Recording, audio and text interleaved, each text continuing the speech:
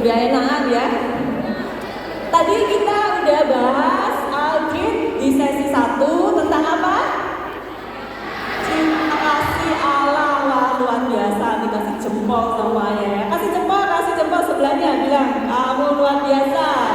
Kamu luar biasa. Kamu luar biasa. Yang kedua tentang apa? Selamatan. Betul banget. Wah, mau kasih hadiah tapi kok semua aja. Tenang, masih ada hadiah yang lain. Untuk hidup baru kita mau bahas tentang hidup baru. Teman-teman tahu nggak kalau yang baru-baru itu selalu asik loh ya? Iya nggak? Asik kan apa? Hanya sepatu baru gitu ya. Sepatu saya lama ini. Sepatu baru asik kan? Baju baru ini bajunya baru ya. Dari panitia mungkin. Atau pacar baru. Siapa yang mau pacar baru ini? Cowok-cowok malu-malu ya kan ya. Atau siapa yang mau pacarnya jadi pacarnya Aldrin?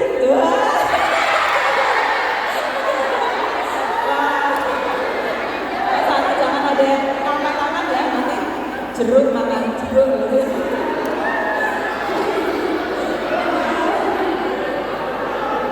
Karena perkenalkan, nama saya Devi, saya ini mamanya Aldrin. Ya, jadi kalau di kitab suci ya, teman-teman masih kalau ingat ya, perkawinan di Kana itu waktu Maria dibilang sama Yesus, anggurnya habis. Apa yang dilakukan sama Yesus? Isilah dengan penuh, saatnya bertiba gitu kan ya. Nah, itu kalau orang yang punya pesta itu mintanya kan ke Maria ya kan, ke mamahnya Yesus ya kan. Jadi kalau misalnya teman-teman nih ada yang naksir ya, cewek-cewek ya aja yang sama mamahnya pasti akan ada jalan tol ya kan. Kayak gitu ya. Nah, ini saya mulai pelayanan 2001 waktu itu kuliah di Jogja. Saya asalnya dari Semarang. Sampai saat ini juga masih pelayanan di Semarang. Jadi total ya 22 tahun. Ini foto kami waktu ke Labuan Bajo bulan Desember yang lalu dengan teman-teman juga yang sebanyak ini gitu ya, dari teman-teman SMP dan juga SMA. Nah, teman-teman mau kuis dulu nih, mau tes apa yang benar-benar rajin membaca Alkitab. Dalam Alkitab, kitab apa yang disakiti anak sekolah? Ya, apa? Kitab Wahyu. Oh, salah, masih salah kalau Wahyu. Ada yang tahu? Ya, Markus. Amsal. Masih salah. Amsal, tapi dia bilang kitab Markus karena namanya Markus. Ulangan. Hebat, benar sekali. Kita ulangan, kita kasih tepuk tangan dong dia. Kita ulangan ya. Kasih dompet yang baru. Tadi luar biasa. Kita ulangan ya. Kita buka. Nah teman-teman, kalau sekolah yang tadi kita ulangan ya kan tiba-tiba ulangan mendadak gitu kan kaget ya. Duduk kanan dua. Gitu. Kita ulangan. Makanya buka kitab suci. Kalau di pertama kitab suci itu apa? Kejadian ya. Itu nanti ada terusnya sampai ulangan di perjanjian lama.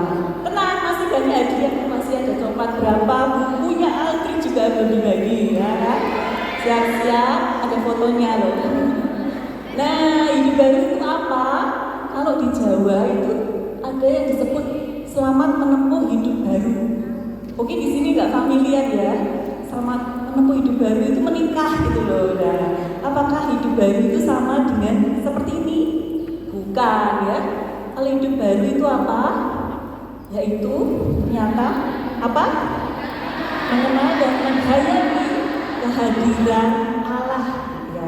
Kok misalnya jadian itu dipanggil Markus lagi dulu deh di depan. Ayo Markus tak gandeng. Kalau jadian sama nggak jadian bedanya apa? Gandengan ya, salah satunya ya, gitu kan. Nah, kalau misalnya kita habis jadian nih, biasanya kan lebih kenal kan, gandengan gitu ya. Lebih kenal nggak sama Markus? Lebih ya, tadinya nggak kenal jadi kenal kan. Misalnya dia yang apa? Kalau bangun tidur suka siang gitu jadi lebih tahu ya kan. Terus apa lagi? Wah, apa? Oh, malas ikut misa gitu ya. Atau suka emosi gitu kan, suka apa? Keluar di kebun binatang nggak? Belum ya biasanya kalau pacaran kan. Jadi lebih kenal, jadi lebih dekat lagi. Oh ternyata dia suka makan ini, dia suka minum ini, gitu kan. Nah, sama dengan hidup baru. Jadi kalau kita mau hidup baru dalam Roh Kudus, kita harus mengenal dan menghayati kehadiran Allah. Ya, silakan Markus, silakan duduk, makasih ya. Ini diingat-ingat loh teman-teman, nanti ada hadiahnya loh. Saya pertanyaan dari materi ini nanti bisa dapat bukunya Alvin ya. Benar-benar diingetin ya. Jadi kayak saya ini dulu setelah ikut acara seperti ini, ketika acara yang ngantuk juga, bosan gitu ya, malah kadang males gitu. Tapi ketika pulang rumah, waktu itu saya pulang kos, karena kan mahasiswa, itu sampai kos, itu saya seneng nyanyi terus di sini senang, di sana senang gitu ya, mau mandi, sisiran gitu, semua nyanyi terus, misalnya pengen nyanyi terus nggak tahu gitu ya, pengen baca kitab suci gitu, nggak punya kitab suci, langsung pergi ke toko buku beli kitab suci. Terus ini kayak ini tadi bilang Markus kan males gereja pagi, kok pengen ke gereja, padahal agak jauh, nggak punya sepeda motor, nggak punya yang teman buat jemput, saya jalan kaki teman-teman, jalan kaki itu sampai belum mandi, kadang belum sikat gigi, saya tetap pergi gereja. Itu ada suatu kerinduan gitu loh, kayak punya pacar baru. Pacarnya siapa? Tuhan Yesus itu pacarnya. Nah, terus yang kedua apa sih?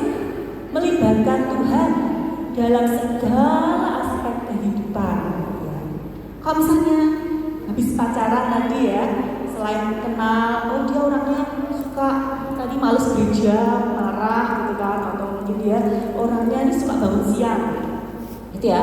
Nah selain itu apa lagi? Biasa suka gini, aku dijemput dong di sekolah, gitu kan. Atau nanti kalau ke gereja hari Minggu, aku diajak ya, gitu kan. Nah, seperti melibatkan, gitu kan, melibatkan pacar kita untuk pergi kemana gitu. Nah sama dengan ini juga melibatkan Tuhan dalam segala aspek kehidupan. Nah, saya punya kesaksian, ya. Jadi papa saya itu orang Jawa, tapi juga seperti orang mungkin di luar pulau juga, orangnya keras. Walaupun nggak kebun binatang ya, misalnya babi, kucing, anjing gitu, misalnya lagi tapi ayah saya itu orangnya tuh keras gitu ya, orangnya tuh disiplin.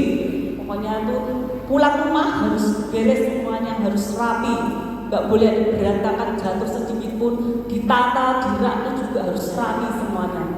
Nah, karena aku masih kecil, kan, pulang rumah itu berantakan semuanya. Di situ ada mainan, boneka, apa semuanya. Nah, ketika papa datang gitu ya, saya juga nggak tahu, tiba-tiba diangkat ini kursi gitu ya, langsung dilempar ke saya gitu ya. Terus saya kaget, terus saya juga nggak tahu apa-apa, masih kecil, tapi puji Tuhan ada malaikat yang menolong saya. Yaitu siapa? Nenek saya. Ya, sudah tua nenek, tapi nenek bisa mengangkat saya itu langsung keluar gitu. Terus saya nggak kena, dan itu jalannya turun gitu ya, kursinya tuh jatuh sana dan rusak. Tapi ya dia itu membekas dalam hati gitu ya. Gak cuma itu, sabuk juga dibuka gitu ya, sabuk dia mau cabuk gitu ke saya sampai nangis gitu loh. Pasalnya kok tega, saya ini cewek loh gitu loh, saya cewek kok tega gitu. Tapi lagi-lagi ada malaikat juga menolong. Nenek saya itu selalu ada menolong saya, dan saya juga sungguh pertolongan Tuhan ya kan. Jadi ketika saya ikut ini, saya teringat akan hal ini gitu ya. Saya berusaha untuk melibatkan Tuhan, mohon ampun gitu ya. Tuhan, saya punya terluka karena ini, karena papa saya gitu ya, karena juga kekerasan fisik maupun juga kekerasan juga secara juga dalam berkata-kata juga kasar gitu. Nah, ketika selesai acara ini, ketika menulis surat cinta nanti kepada Tuhan, saya juga menulis surat cinta buat papa saya. Ketika menuliskan surat itu bahwa saya mencintai papa itu, saya sampai nangis terus berderai-derai. Dan ketika itu seperti saya dapat hikmat. Itu yang ketiga nanti ini, mengalami Bapa yang berbicara, mengajar dan membimbing. Itu seperti saya itu diingatkan gitu. Papamu itu dulu waktu masih kecil, dia itu juga mengalami kekerasan di dalam rumahnya. Karena apa? Karena papa itu orang tuanya juga miskin. Dia tinggal di Semarang. Dia dititipkan kepada om dan tantenya di Jakarta sana. Kayaknya enak ya di kota besar ya, enak. Tapi ternyata enggak. Ya pulang sekolah, dia harus apa coba? Kalau di Jawa itu jual kue itu namanya pulang balik. Pulang balik, pulang balik, pulang balik. Dia tuh harus keliling di kampung-kampung, di jualan, terus menawarkan dan harus habis pulang rumah. Ya. Nah kayak gitu. Nah itu membuat papa jadi orang yang keras, orang yang apa ya, perfeksionis itu kan, jadi emosinan juga gitu kalau nggak habis-habis udah hujan gitu kan. Nah itu yang membuat papa juga bersikap akhirnya kepada anak-anaknya seperti itu, karena dia sudah mengalami kekerasan lebih dulu. Nah itu seperti ada hikmat di dalam Tuhan bahwa kamu harus memutuskan ini, harus mengampuni papamu, karena papamu sendiri pun sudah pernah mengalami kekerasan sebelumnya. Itu mengampuni dengan rahmat Tuhan. Akhirnya besok pencurahan Roh Kudus, ya, mohon rahmat Roh Kudus dari Tuhan yang akan memampukan teman-teman semua di sini. Ada yang juga mengalami kayak saya, mungkin kekerasan dari orang tua, teman, guru, gitu ya, pasti banyak ya di sini ya, di Papua ini ya. Nah kayak gitu, besok pagi jangan sampai nggak datang. Kita minta kekuatan dari Roh Kudus yang akan memampukan kita mengajar dan membimbing seperti ini ya. Nah, kita lihat dulu satu ini.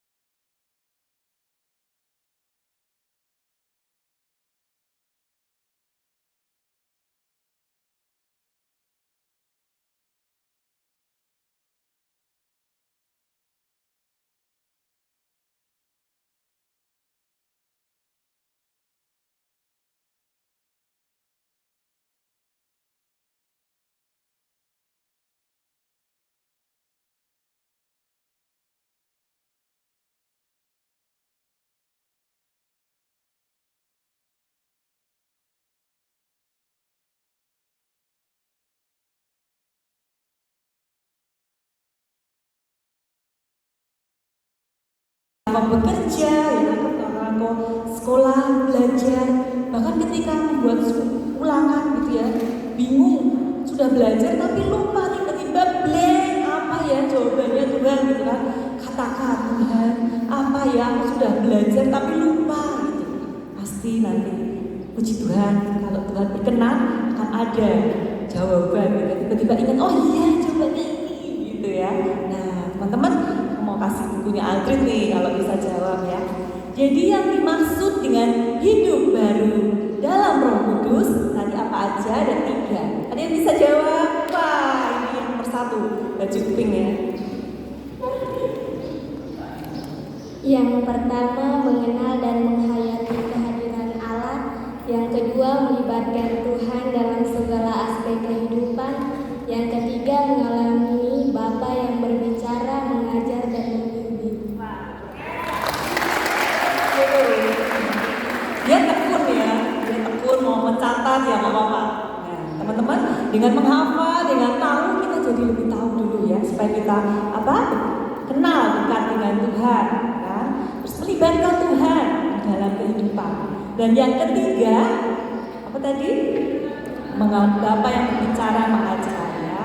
Nah kita lanjut. Nah apa yang menjadi sumber hidup baru itu adalah baca sama-sama. Roh Kudus ya, tepuk kiri kanannya, katakan Roh Kudus yang keras biar yang ngantuk. Roh Kudus ya, jadi ingat bahwa sumber hidup baru adalah Roh Kudus. Nah, Roh Kudus itu apa sih? Roh Kudus itu kalau teman-teman ingat di waktu peristiwa Pentakosta ya, ketika apabila Roh Kudus itu turun atas para rasul, atas kita semua yang tempat ini, maka dia akan mengubah orang itu ya untuk memiliki kerinduan mengenal Allah. Tapi bukan itu aja, dia akan mengubah diri kita yang mungkin dulu jelek akan menjadi baik gitu ya. Nah kalau saya ini juga dulu orangnya pemalu kayak Aldrin itu sebelumnya kalau ngomong tuh nunduk, bahkan kalau mau ngomong di depan ini saya bergetar terus jadi malu nih ya. Kalau nggak kabelnya itu kalau ada kabel digulung-gulung. Nah, saya karena waktu masih kecil suka dimarah-marah sama papa mama gitu ya, suka bilang kamu tuh bodoh gitu kan, wah kamu tuh nggak bisa enggak, kamu nggak bisa, kamu tuh jelek gitu, suka kata-kata yang jelek terus selalu saya dengarkan. Jadi membuat apa? Membuat kita nih, membuat aku ini saya juga membuat saya jadi minder ya, jadi takut apa bisa ya, itu dia lebih baik loh, saya nggak bisa, saya gini-gini saja gitu. Tapi ketika ikut acara ini, ketika besok didoakan, itu juga minta Roh Kudus yang mengubahkan supaya jadi berani, supaya jadi supaya jadi semangat gitu ya, supaya jadi orang yang lebih rajin lagi gitu. Karena kita punya kerinduan mengenal Allah dan doa kita itu sudah tidak berpusat lagi kepada diri sendiri, tapi berpusat kepada Tuhan. Nah, kita mau dengar satu kesaksian ya dari Aldrin, proses dia berubah dulu yang insecure, penakut menjadi orang yang seperti sekarang ini. Silakan Aldrin. Iya baik, jadi selamat siang teman-teman. Iya, apa kabar? Saya Pak lupa nih saya diberkati. Oke, iya. Jadi saya mau sharing aja, saya mau cerita bahwa dulu waktu saya masih kecil, ya karena sapu papa dan sapu mama ini keras. Ya karena kan papa ini orang timur juga, terus walaupun mama juga walaupun orang Semarang, tapi juga ya karena orang tua tadi keras juga, sehingga akhirnya mereka berdua ini bisa dibilang cukup keras. Apalagi saya ini cuma anak satu-satunya atau anak tunggal, jadi ya mereka cukup overprotective atau terlalu seperti menjaga dan mengekang saya pada saat saya masih kecil. Jadi saya nggak boleh kalau sampai jatuh, terluka dan lain sebagainya itu nggak boleh. Kalau terluka pasti papa bakal marahin pembantu atau siapa. Jadi akhirnya ya itu membuat saya menjadi pribadi yang takut, menjadi pribadi yang minder dan tidak berani untuk mencoba dan melakukan sesuatu. Sehingga akhirnya saya mau tumbuh menjadi pribadi yang pemalu, menjadi pribadi yang insecure, dan bisa dibilang introvert atau tertutup juga. Jadi dulu waktu saya masih TK, ya papa mama cerita dan teman-teman juga cerita, katanya dulu waktu saya mau maju nyanyi di depan atau ngomong, pasti suaranya kecil, tidak terdengar sama sekali. Ya seperti ini, tidak dengar. Ya jadi dulu itu ya, saya ngomong seperti itu. Yang artinya adalah bahwa saya adalah orang yang sangat pemalu pada waktu itu. Namun saya dengan berjalannya waktu, ketika akhirnya juga seperti teman-teman, yaitu mengikuti tren pada hari ini ya semacam ini, yaitu SADM, dan akhirnya setelah melalui pencurahan Roh Kudus, di situ akhirnya Roh Kudus yang mengubahkan dan akhirnya membuat saya belajar menjadi lebih pribadi yang percaya diri dan akhirnya berani untuk berbicara di tempat seperti ini. Padahal dulu, ya mungkin teman-teman tidak akan percaya saya adalah orang yang pemalu ya. Tapi ya itulah kenyataannya. Bahkan teman-teman saya sejak kecil menjadi saksi bahwa saya adalah orang yang pemalu, tertutup, dan ya anak yang baik-baik lah, gitu, gak macam-macam. Tapi ya saya dengan berjalannya waktu, kalau dulu orang yang pemalu, ya sekarang malah jadi malu-maluin gitu ya kadang ya. Nah ya kadang kayak kesannya so asik dan lain sebagainya. Tapi ya itulah rahmat dan juga dari Roh Kudus dan rahmat Tuhan, sehingga agar puji Tuhan dari pribadi yang pemalu dapat diubah melalui hidup baru oleh Roh Kudus ini, sehingga akhirnya puji Tuhan saat ini boleh melayani Tuhan dan memuliakan nama Tuhan lebih lagi. Dan demikian aja sharing saya. Terima kasih dan Tuhan Yesus memberkati. Nah, teman-teman mau seperti Adits? Diubah kan? Ya, dulu minder, penakut, ya nggak bisa apa-apa, karena diri jelek, gitu ya, orang lain lebih cantik, lebih ganteng gitu. Tapi setelah diubahkan oleh Roh Kudus, kita akan menjadi lebih berharga kepada Tuhan. Ya. Dan doa itu jadi sesuatu yang menyenangkan, ya. Jadi lebih rajin buat pergi ke gereja pagi atau gereja hari Minggu. Dulu sebelum melalui pencurahan Roh Kudus, gitu ya, kalau ke gereja itu ditanya, tadi bacaannya apa di gereja? Ada yang ingat nggak kalau ke gereja? Sering lupa kan? Ya nggak? Sering lupa. Nah, ketika sudah ikut acara seperti ini dan curahan Roh Kudus, itu kita akan ingat, kita seperti ingin rindu gitu. Romo hari ini dengerin firman-Nya apa? Kita tuh benar rindu dan nyantol sekali firman apa yang hari itu dibahas. Ya. Nah, kita juga akan menerima karunia doa bahasa roh. Nanti apa itu akan dibahas besok pagi. Ya. Nah, kita ada wis lagi. Habis gelap terbitlah apa? Terang, salah ya. Jawabannya yang pingin-pingin gitu ya, yang gila-gila dikit gitu. Ada yang tahu? Apa? Yang persis kata-katanya dengan ini. Pulang. Salah. Ya. Senang. Senang mau ngasih tahu. Tenang.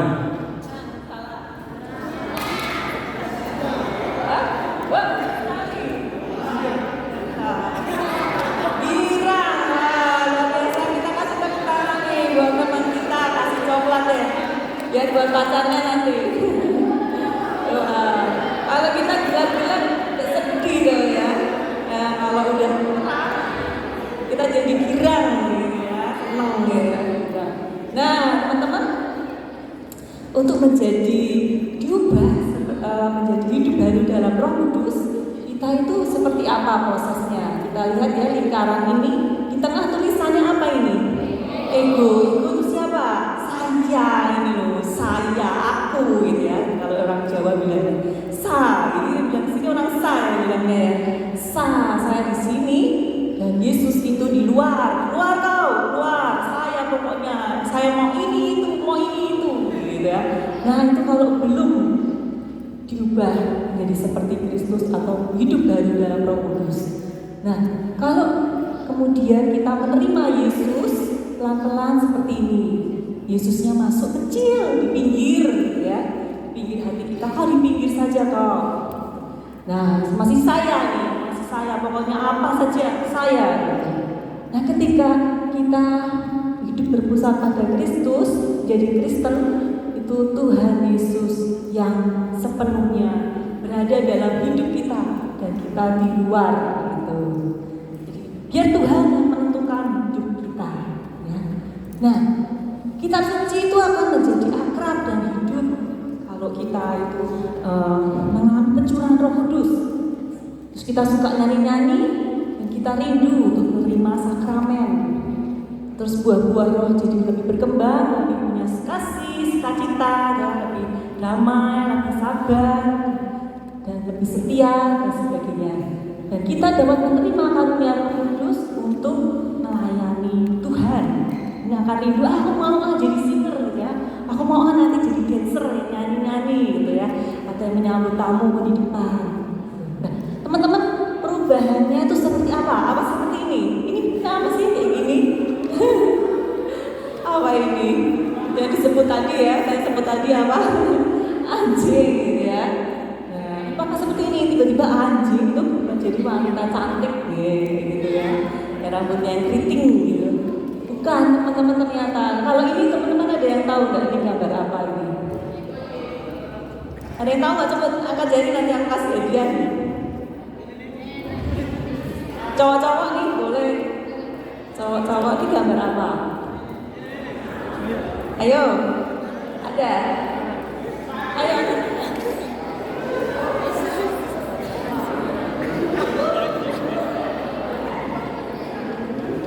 Perempuan tuh perempuan cantik. Ya, betul sekali, perempuan cantik. Ya, kita kasih hadiah nih ya, perempuan cantik. Ada yang lain nggak? Ada yang lain nggak? Ada yang tahu nggak selain perempuan cantik gambar apa lagi? Ada ya.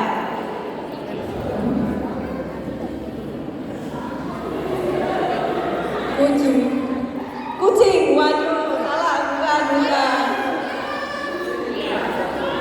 Kucing di atas kepala wanita dan ada seekor ular. Bukan kucing. Tadi yang dapat tadi mana? Oh ya. Apa? Ada yang tahu? Mata burung. Bukan mata burung. Ya, wah panitia semangat sekali. Perempuan tua. Perempuan tua, betul sekali, perempuan tua. Wah, dia kemarin pengen dapat coklat belum kesampaian. Ya, teman-teman, wanita cantik gimana? Kok bisa wanita cantik? Coba kita lihat ya. Ini topinya, di belakangnya topi, wanitanya hadap ke sana. Ya, ini hidungnya, mulutnya, di janggutnya dipanjang. Ya, itu telinganya, di rambutnya panjang. Ya, tahu kan? Wanita cantik. Nah, kalau nenek tua, kayak gimana nenek tua? Ini mulutnya, hidungnya gede, gitu ya, hidungnya gede, panjang, terus ini janggutnya, ya, ini hadapnya ke samping, noleh gitu, noleh gini, ya, matanya dia, nah, gitu. Nah, ada kita mikir ya, mikir dulu, apa? Kita mikir kalau kita ini jelek, atau rambut kita ini keriting gitu, kita ini hitam, gitu. Nah, setelah kita menerima Roh Kudus, maka kita akan punya pikiran yang lain, pikiran Kristus, gitu ya, pikiran yang positif. Wah, aku cantik, gitu ya. Ketika di depan kaca, dia katakan, aku ini cantik, gitu. Aku ini berharga di mata Tuhan. Aku bisa, aku pasti bisa. Saya dulu sering seperti itu, ya. Tuh. Nah, bahkan saya dulu tuh saya kan orang yang minder gitu ya, sampai mau sekolah itu dulu juga nggak bisa karena papa tuh orang miskin. Papa saya mau nyekolahin saya dulu aja nggak bisa, teman-teman. Setelah lulus SMA itu papa bilang sama saya, Devi, kamu nggak bisa papa kuliahin.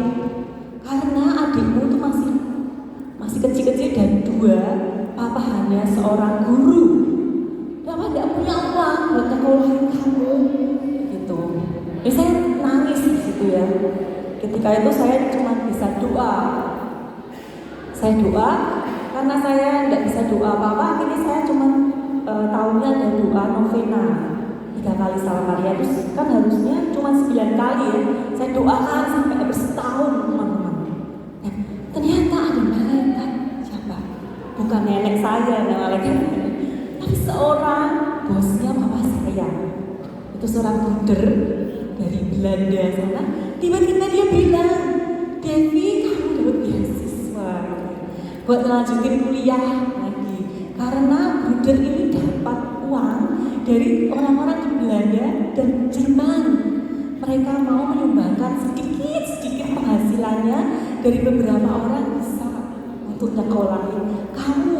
Dan puji Tuhan, saya ini bisa menjadi orang yang bisa kerja akhirnya di perusahaan besar, teman-teman. Kalau teman-teman tahu ada perusahaan besar di Jawa Tengah yaitu PT Jarum ya. Itu saya bisa kerja di situ dan saya perlahan-lahan dari staff, dari supervisor, akhirnya puji Tuhan saya bisa ada di level yang atas juga. Nah, itu saya nggak pernah bayangkan sebelumnya. Sebelumnya cuma mikir, nanti aku bakal jadi sales toko gitu ya, anak SMA lulus terus kerja apa gitu. Tapi ternyata Tuhan punya rencana luar biasa di dalam hidup saya ya. Masa depan yang indah juga Tuhan berikan kepada ketong-ketong semua yang ada di sini. Colek sebelahnya, tepuk yang keras. Masa depan indah Tuhan berikan kepadamu. Colek temannya yang keras. Masa depan yang indah Tuhan berikan kepadamu. Amin. Amin. Nah, selain itu perubahan hidup apa lagi? Nah, teman-teman kadang mikir gitu ya, pertama kata, ternyata pikirannya seperti Kristus lain, ternyata apa? Udah, gitu ya. Nah, berpikir dulu kita ini nggak bisa, kamu nggak bisa sekolah, kamu ini bodoh, kamu ini jelek, gitu ya. Nah, itu semua dirubah 180 derajat, gitu ya. Nah, semuanya ini perubahan fisik, tapi adalah apa yang di sini namanya cara pandang. Katakan perubahan apa? Cara pandang ya, pikiran gitu ya. Cara pandang ini gambarnya apa ini? Ini ada gelas, ya gelas segini. Orang ini dia bilangnya di dalam bahasa Inggris half full, artinya apa? Setengah penuh. Tapi orang yang kedua, dia gelasnya sama, tapi dia bilangnya apa? Half empty. Itu apa? Separuh kosong. Padahal sama ya ini. Dan yang ketiga dia bilangnya apa? Perfectly balanced as all things should be. Nah, ini bilangnya apa? Perfect, sempurna, balance, seimbang. Karena hanya separuh ini. Dia bilangnya gitu. Jadi yang orang yang pertama dan kedua dia ngeliat kok cuma separuh kosong, cuma separuh penuh gitu ya. Tapi yang setelah ini dia sudah mengalami perubahan cara pandang. Jadi apapun yang Tuhan berikan kepada kita, kepada ketang-ketang semua yang ada di sini, kita harus seperti yang ketiga ini. Sempurna yang Tuhan berikan di dalam hidupmu. Sempurna semua yang terjadi dan ketang-ketang alami ya. Karena Roh Kuduslah yang akan berkarya. Tuh, nah kita lihat film satu ini ya. Coba nanti apa ceritanya ya.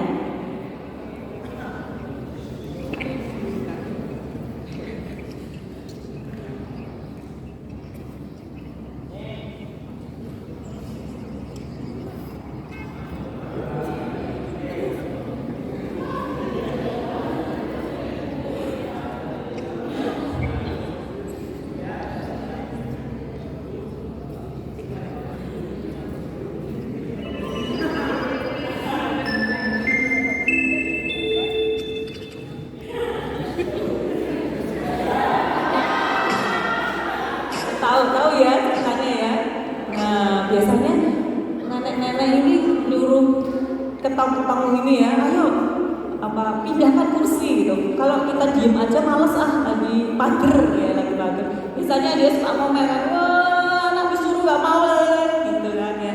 Tapi ternyata dengan dia mau pindahkan sendiri, ternyata ada barang yang terbesar ambruk dari bawah. Coba kalau dia tidak berubah, dia tidak pindah, apa yang terjadi?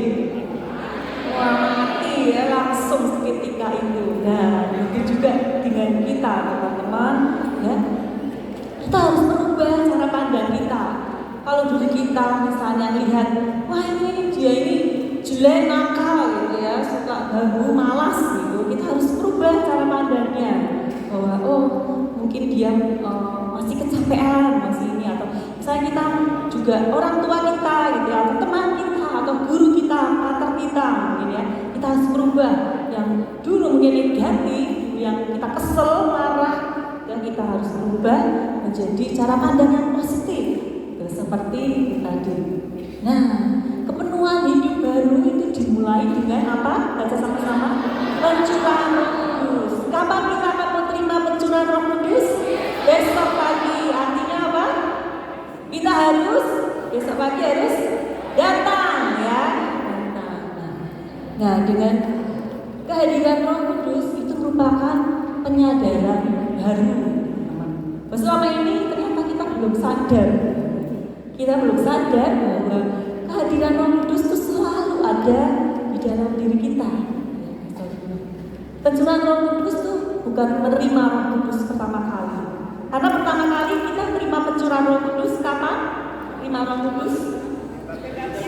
Ada waktu baptis, yes, benar banget. Nah, itu juga kita terima saat menerima. Setiap orang itu akan besok ketika kita mengalami pencurahan Roh Kudus, kita akan mengalami pengalaman yang berbeda-beda. Ada yang mengalami mungkin dingin, panas, ada yang jatuh gitu, atau juga nggak mengalami apa-apa. Tapi syaratnya kita harus apa? Kita baca sama-sama yang bawah. Terbuka. Kalau tadi sumber dari hidup baru apa? Sumber dari hidup baru Roh Kudus ya. Dan syaratnya kita harus terbuka. Nah, ini hanya merupakan awal pencurahan Roh Kudus besok pagi. Apakah ketong-ketong semuanya mau menerima hidup baru dalam Roh Kudus? Kurang keras lagi. Apakah ketong-ketong mau mengalami hidup baru dalam Roh Kudus? Tas kiri kanannya katakan, aku mau. Ya, katakan. Ya, mau hidup baru dalam Roh Kudus. Ya, kita mau doa sebentar. Ya, kita buat tanda salib dalam Bapa dan Putra dan Roh Kudus. Amin. Tuhan, terima kasih untuk sampai saat ini Kau buka hati kami sehingga kami boleh mau untuk menerima hidup baru dalam Roh Kudus. Kami rindu Roh Kudus-Mu boleh tercurah atas kami untuk mengubahkan setiap hati kami.